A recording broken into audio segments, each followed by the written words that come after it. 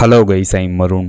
நாசாவோட Hubble space telescope இப்போ ரீசெண்டாக NGC 3370 என்னும் ஸ்பைரல்ஸை படம் பிடித்திருக்கு. இதோட டேட்டா கலெக்ட் பண்ணியிருக்கு. அந்த டேட்டாவிலும் நாசா என்ன கண்டுபிடிச்சிருக்காங்க அப்படின்னு கேட்டிங்கன்னா, NGC 3370 இந்த ஸ்பைரல்ஸில் மிகப்பெரிய அளவுள்ள நட்சத்திரங்கள் வெடிச்சு அழிஞ்சிருக்கு அப்படின்னு கண்டுபிடிச்சிருக்காங்க. அதுக்கப்புறம் பெரிய அளவுள்ள நட்சத்திரங்கள் அழிஞ்சதுக்கப்புறம் உருவான நியூட்ரான் நட்சத்திரங்கள், பிளாக் ஹோல், சிறிய அளவுள்ள நட்சத்திரங்கள் அழிஞ்சதுக்கப்புறம் உருவான ஒயிட் ஆஃப் நட்சத்திரங்கள் போன்றவெல்லாம் இந்த ஸ்பைரல்ஸில் இருக்கு அப்படின்னு கண்டுபிடிச்சிருக்காங்க. நாசாவோட ஹப்பிள் ஸ்பேஸ் டெலிஸ்கோப் படம் பிடித்து NGC 3370 இந்த ஸ்பைரல்ஸ் இதோட இமேஜில் red colour, orange colour, yellow colour, blue colour இந்த கலர்ஸ் எல்லாம் தெரியுது. இந்த கலர்ஸ் எல்லாம் எதனால தெரியுது அப்படின்னு கேட்டீங்கன்னா, நாசா என்ன சொல்றாங்கன்னா, இந்த கலர்ஸ் எல்லாம் நட்சத்திரங்கள் மற்றும் கேசஸ்னால தெரியுது அப்படின்னு நாசா தெரிவிச்சிருக்காங்க. இதெல்லாம் அந்த டேட்டாவிலும் நாசா கண்டுபிடிச்சிருக்காங்க. நாசாவோட ஹப்பிள் ஸ்பேஸ் டெலிஸ்கோப் படம் பிடித்த இந்த NGC 3370 இந்த ஸ்பைரல்ஸ் நமது பூமியிலேருந்து எவ்வளோ டிஸ்டன்ஸில் அமைஞ்சிருக்கு அப்படின்னு கேட்டீங்கன்னா, 90 மில்லியன் லைட் இயர் டிஸ்டன்ஸில் இந்த ஸ்பைரல்ஸ் நமது பூமியிலேருந்து அமைஞ்சிருக்கு. 1 லைட் இயர் கிலோமீட்டராக கன்வெர்ட் பண்ணால் 9.461 ட்ரில்லியன் கிலோமீட்டர்,